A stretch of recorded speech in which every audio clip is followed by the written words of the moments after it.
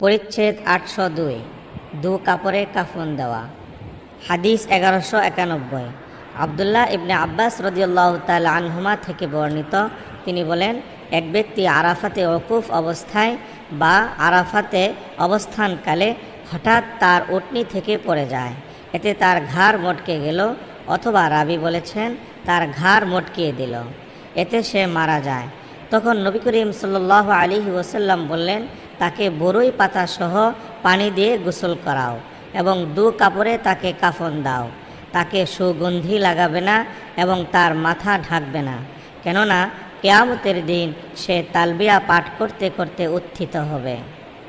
টিকা। তালবিয়া ইহরাম অবস্থায় যে দোয়া পাঠ করা হয়, আল্লাহুম্মা লাব্বাইক, এই দোয়াকে তালবিয়াহ বলে। পরিচ্ছেদ 803 মৃত ব্যক্তির জন্য সুগন্ধি ব্যবহার।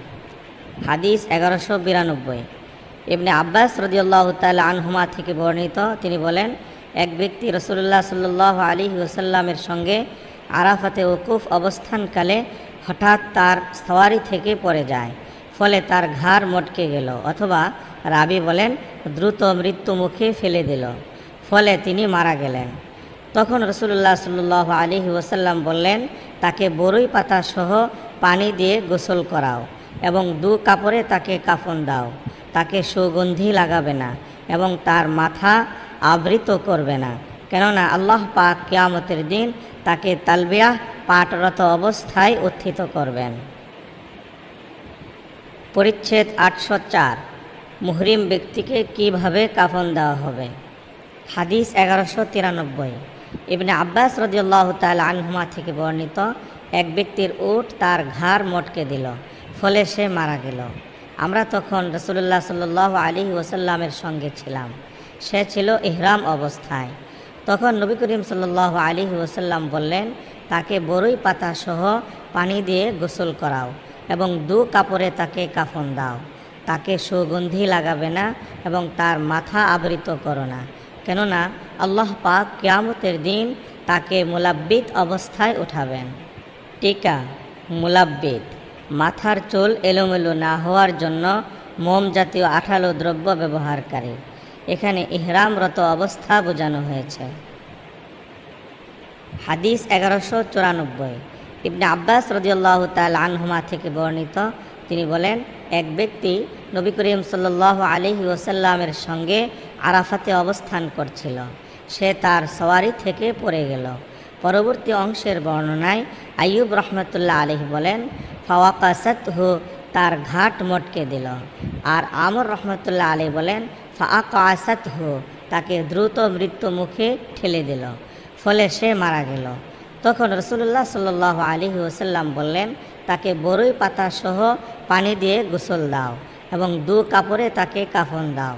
তাকে সুগন্ধি লাগাবে না এবং তার মাথাও আবৃত করবে না, কেননা তাকে কিয়ামতের দিন উত্থিত করা হবে এ অবস্থায় যে আইয়ুব রহমতুল্লাহ আলাইহি বলেছেন সে তালবিয়া পাঠ করছে, আর আমর রহমতুল্লাহ আলাইহি বলেন সে তালবিয়া পাঠরত।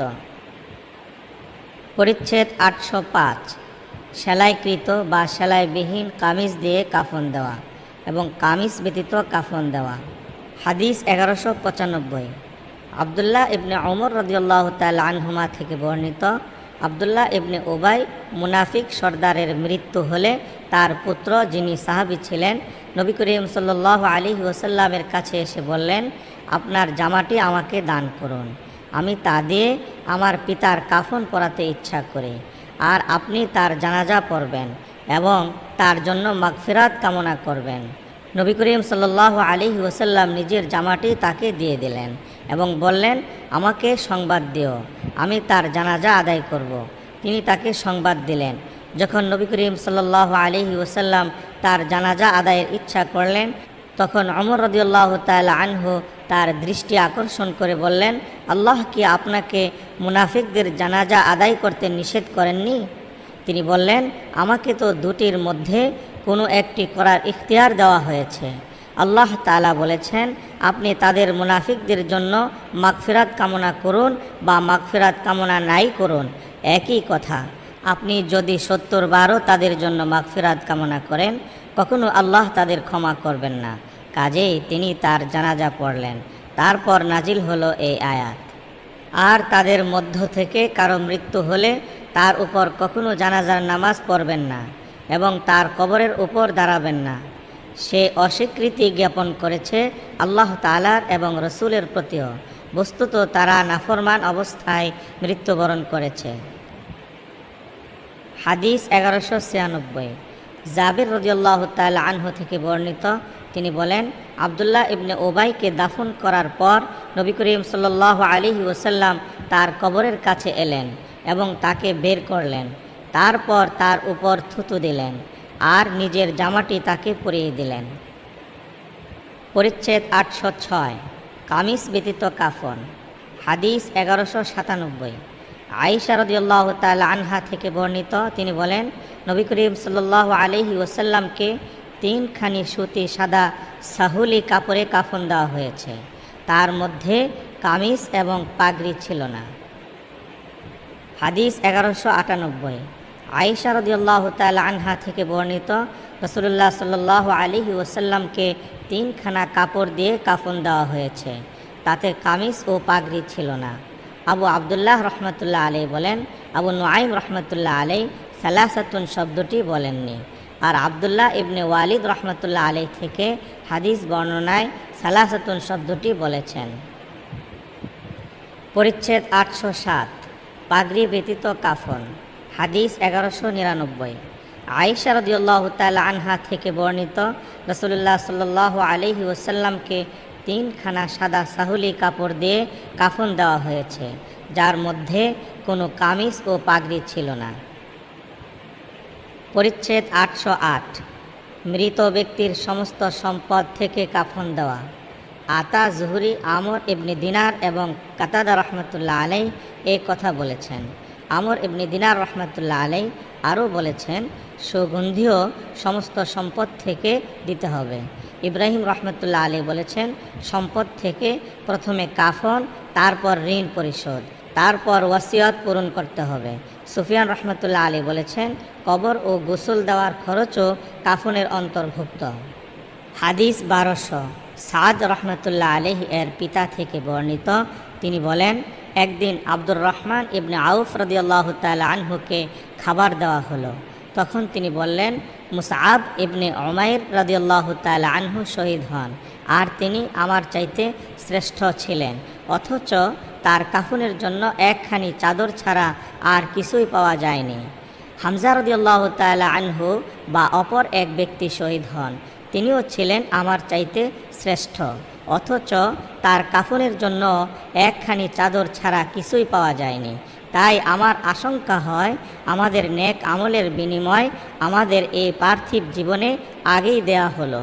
তারপর তিনি কাঁদতে লাগলেন। পরিচ্ছেদ 809, একখানা কাপড় ব্যতীত আর কোনো কাপড় পাওয়া না গেলে। হাদিস 1201, ইব্রাহিম রহমতুল্লাহ আলাইহি থেকে বর্ণিত, একদা আব্দুর রহমান ইবনে আউফ রাদিয়াল্লাহু তাআলা আনহুকে খাদ্য পরিবেশন করা হলো। তখন তিনি সিয়াম পালন করছিলেন। তিনি বললেন, মুসআব ইবনে উমাইর রাদিয়াল্লাহু তাআলা আনহু শহীদ হন, তিনি ছিলেন আমার চাইতে শ্রেষ্ঠ, অথচ তাকে এমন একখানা চাদর দিয়ে কাফন দেওয়া হলো যে তার মাথা ঢাকলে তার 2 পা বাইরে থাকে, আর 2 পা ঢাকলে মাথা বাইরে থাকে। বর্ণনাকারী বলেন, আমার মনে পড়ে তিনি আরও বলেছিলেন, হামজা রাদিয়াল্লাহু তাআলা আনহু শহীদ হন, তিনিও ছিলেন আমার চাইতে শ্রেষ্ঠ। তারপর আমাদের জন্য পৃথিবীতে অত্যধিক প্রাচুর্য দেওয়া হয়েছে। আশঙ্কা হয় যে আমাদের নেক আমলগুলোর বিনিময় আমাদের আগেই দিয়ে দেওয়া হয়েছে। তারপর তিনি কাঁদতে লাগলেন, এমনকি খাদ্যও পরিহার করলেন। পরিচ্ছেদ 810, মাথা বা পা আবৃত করা যায় এতটুকু ব্যতীত অন্য কোনো কাফন না পাওয়া গেলে তা দিয়ে কেবল মাথা ঢাকা হবে। হাদিস 1202, খাব্বাব রাদিয়াল্লাহু তাআলা আনহু থেকে বর্ণিত, তিনি বলেন, নবী করিম সাল্লাল্লাহু আলাইহি ওয়াসাল্লামের সঙ্গে মদিনা হিজরত করেছিলাম, এতে আল্লাহর সন্তুষ্টি চেয়েছিলাম। আমাদের প্রতিদান আল্লাহর দরবারে নির্ধারিত হয়ে আছে। তারপর আমাদের মধ্যে অনেকে শহীদ হয়েছেন, কিন্তু তারা তাদের বিনিময়ের কিছুই ভোগ করে যাননি। তাদেরই একজন মুসআব ইবনে উমাইর রাদিয়াল্লাহু তাআলা আনহু। আর আমাদের মধ্যে অনেক এমনও রয়েছেন যাদের অবদানের ফল পরিপক্ক হয়েছে আর তারা তা ভোগ করেছেন। মুসআব রাদিয়াল্লাহু তাআলা আনহু উহুদের দিন শহীদ হলেন। আমরা তাকে কাফন দেওয়ার জন্য এমন একখানি চাদর ব্যতীত আর কিছুই পেলাম না, যা দিয়ে তার মাথা ঢাকলে তার দু পা বাইরে থাকে আর তার দু পা ঢেকে দিলে তার মাথা বাইরে থাকে। তখন নবী করিম সাল্লাল্লাহু আলাইহি ওয়াসাল্লাম তার মাথা ঢেকে দিতে এবং তার দুখানা পায়ের উপর ইজখির দিয়ে দিতে আমাদের নির্দেশ দিলেন। পরিচ্ছেদ 811। নবী করিম সাল্লাল্লাহু আলাইহি ওয়াসাল্লামের জমানায় যে নিজের কাফন তৈরি করে রাখল অথচ তাকে এতে নিষেধ করা হয়নি। হাদিস 1203। সাহল রাদিয়াল্লাহু তাআলা আনহু থেকে বর্ণিত, এক মহিলা নবী করিম সাল্লাল্লাহু আলাইহি ওয়াসাল্লামের কাছে একখানা বুর্দা চাদর নিয়ে এলেন যার সাথে ঝালর যুক্ত ছিল। সাহল রাদিয়াল্লাহু তাআলা আনহু বললেন, তোমরা জানো বুর্দা কি? তারা বলল, চাদর। সাহল রাদিয়াল্লাহু তাআলা আনহু বললেন, ঠিকই। মহিলা বললেন, চাদরখানি আমি নিজ হাতে বুনেছি এবং তা আপনার পরিধানের জন্য নিয়ে এসেছি। নবী করিম সাল্লাল্লাহু আলাইহি ওয়াসাল্লাম তা গ্রহণ করলেন এবং তার চাদরের প্রয়োজনও ছিল। তারপর তিনি তা ইজার রূপে পরিধান করে আমাদের সামনে তাশরিফ আনেন। তখন জনৈক ব্যক্তি তার সৌন্দর্য বর্ণনা করে বললেন, বাহ, এ যে কত সুন্দর, আমাকে তা পরার জন্য দান করুন। সাহাবীগণ বললেন, তুমি ভালো করনি। নবী করিম সাল্লাল্লাহু আলাইহি ওয়াসাল্লাম তা তার প্রয়োজনে পড়েছেন, তবুও তুমি তা চেয়ে বসলে, অথচ তুমি জানো যে তিনি কাউকে বিমুখ করেন না। ওই ব্যক্তি বলল, আল্লাহর কসম, আমি তা পরার উদ্দেশ্যে চাইনি। আমার চাওয়ার একমাত্র উদ্দেশ্য যেন তা আমার কাফন হয়। সাহল রাদিয়াল্লাহু তাআলা আনহু বলেন, শেষ পর্যন্ত তা তার কাফনই হয়েছিল। পরিচ্ছেদ 812। জানাজার পিছনে মহিলাদের অনুগমন। হাদিস 1204। উম্মে আতিয়া রাদিয়াল্লাহু তাআলা আনহা থেকে বর্ণিত, তিনি বলেন, জানাজার অনুগমন করতে আমাদের নিষেধ করা হয়েছে, তবে আমাদের উপর কড়াকড়ি করা হয়নি। পরিচ্ছেদ 813। স্বামী ব্যতীত অন্যের জন্য স্ত্রীলোকের শোক প্রকাশ। হাদিস 1205।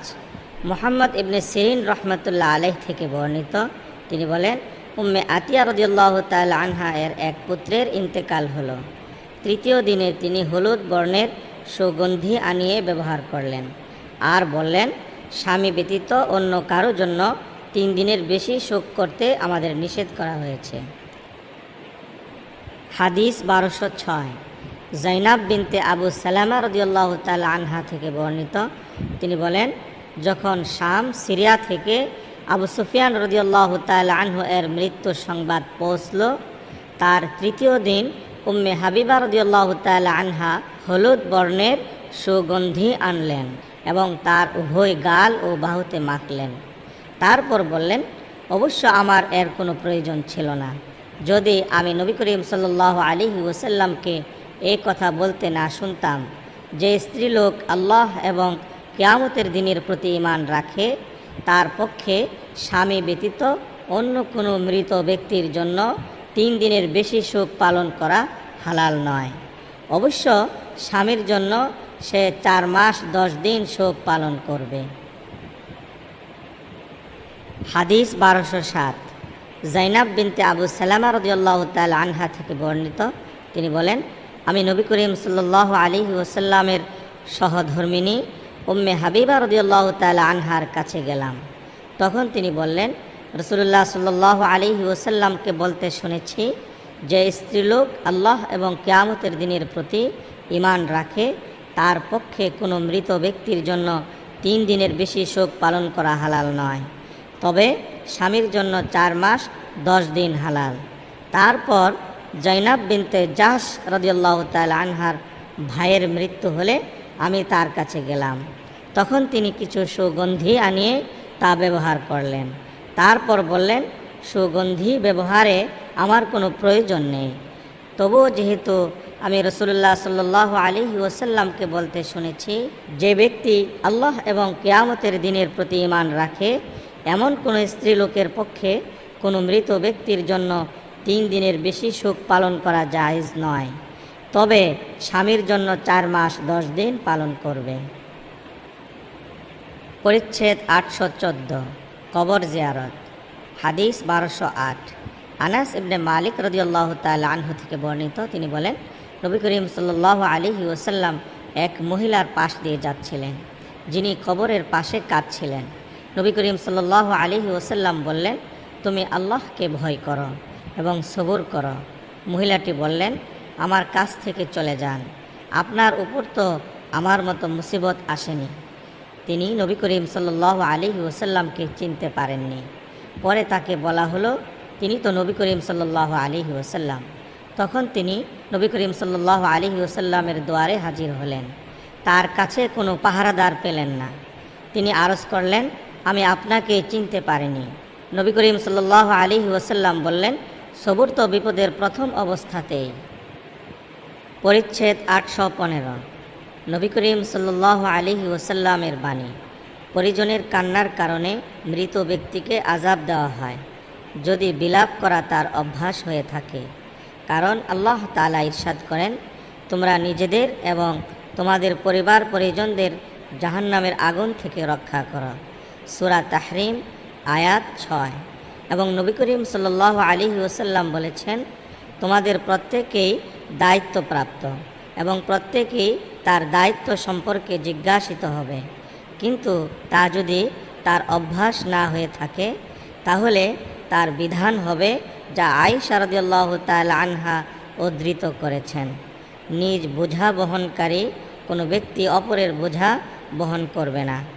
সূরা ফাতির আয়াত 18। আর এ হলো আল্লাহ পাকের এই বাণীর ন্যায়, কোনো গুনাহের বোঝা বহনকারী ব্যক্তি যদি কাকেও তা বহন করতে আহ্বান করে তবে তা থেকে এর কিছুই বহন করা হবে না। সূরা ফাতির আয়াত 18। আর বিলাপ ছাড়া কান্নার অনুমতি দেওয়া হয়েছে। নবী করিম সাল্লাল্লাহু আলাইহি ওয়াসাল্লাম বলেছেন, অন্যায়ভাবে কাউকে খুন করা হলে সে খুনের অপরাধের অংশ প্রথম আদম সন্তান কাবিলের উপর বর্তাবে, আর তা এই কারণে যে সেই প্রথম ব্যক্তি যে খুনের প্রবর্তন করেছে। হাদিস 1209 উসামা ইবনে যায়েদ রাদিয়াল্লাহু তাআলা আনহু থেকে বর্ণিত, তিনি বলেন, নবী করিম সাল্লাল্লাহু আলাইহি ওয়াসাল্লামের কন্যা যায়নাব রাদিয়াল্লাহু তাআলা আনহা তার খিদমতে লোক পাঠালেন যে, আমার এক পুত্র মুমূর্ষু অবস্থায় রয়েছে, তাই আপনি আমাদের এখানে আসুন। নবী করিম সাল্লাল্লাহু আলাইহি ওয়াসাল্লাম বলে পাঠালেন, তাকে সালাম দিবে এবং বলবে, আল্লাহর এই অধিকারে যা কিছু তিনি নিয়ে যান আর তারই অধিকারে যা কিছু তিনি দান করেন। তার কাছে সব কিছুরই একটি নির্দিষ্ট সময় রয়েছে, কাজেই জয়নাব যেন সবুর করে এবং সওয়াবের আশায় থাকে। তখন যায়নাব রাদিয়াল্লাহু তাআলা আনহা তার কাছে কসম দিয়ে পাঠালেন, তিনি যেন অবশ্যই আসেন। তখন নবী করিম সাল্লাল্লাহু আলাইহি ওয়াসাল্লাম দাঁড়ালেন এবং তার সাথে ছিলেন সাদ ইবনে উবাদা, মুআজ ইবনে জাবাল, উবাই ইবনে কাব, যায়েদ ইবনে সাবিত রাদিয়াল্লাহু তাআলা আনহুম এবং আরও কয়েকজন। তখন শিশুটিকে রাসূলুল্লাহ সাল্লাল্লাহু আলাইহি ওয়াসাল্লামের কাছে তুলে দেওয়া হলো। তখন তার জান ছটফট করছিল। রাবী বলেন, আমার ধারণা যে তিনি এই বলেছিলেন যেন তার শ্বাস মশকের মতো আওয়াজ হচ্ছিল। আর নবী করিম সাল্লাল্লাহু আলাইহি ওয়াসাল্লামের 2 চোখ বেয়ে অশ্রু ঝরছিল। সাদ রাদিয়াল্লাহু তাআলা আনহু বললেন, ইয়া রাসূলুল্লাহ, এ কি? তিনি বললেন, এ হচ্ছে রহমত যা আল্লাহ পাক তার বান্দার অন্তরে আমানত রেখেছেন, আর আল্লাহ পাক তো তার দয়ালু বান্দাদের প্রতি দয়া করেন। হাদিস 1210 আনাস ইবনে মালিক রাদিয়াল্লাহু তাআলা আনহু থেকে বর্ণিত, তিনি বলেন, আমরা রাসূলুল্লাহ সাল্লাল্লাহু আলাইহি ওয়াসাল্লামের এক কন্যা উম্মে কুলসুম রাদিয়াল্লাহু তাআলা আনহা এর জানাজায় উপস্থিত হলাম। রাসূলুল্লাহ সাল্লাল্লাহু আলাইহি ওয়াসাল্লাম কবরের পাশে বসেছিলেন।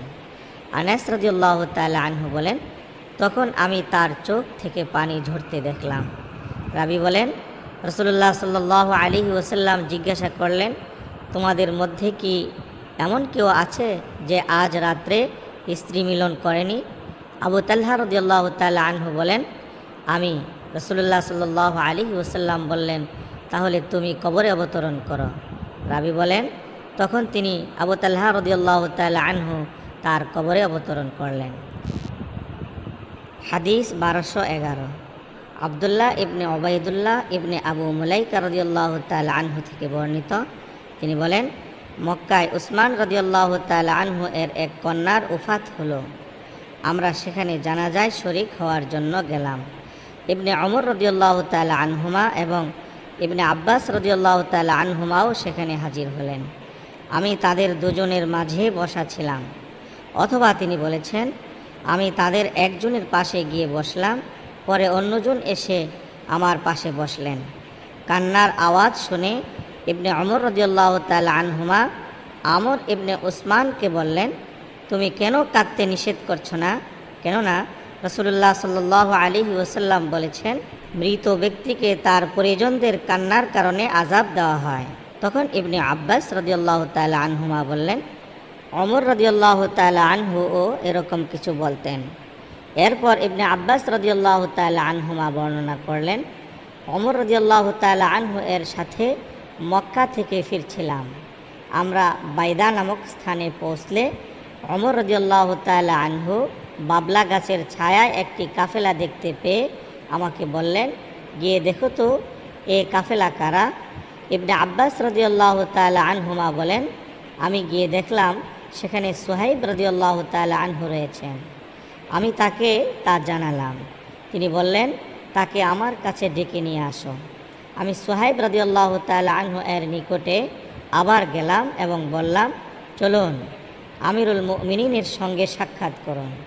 এরপর যখন ওমর রাদিয়াল্লাহু তাআলা আনহু ঘাতকের আঘাতে আহত হলেন, তখন সুহাইব রাদিয়াল্লাহু তাআলা আনহু তার কাছে এসে এই বলে কাঁদতে লাগলেন, হায় আমার ভাই, হায় আমার বন্ধু।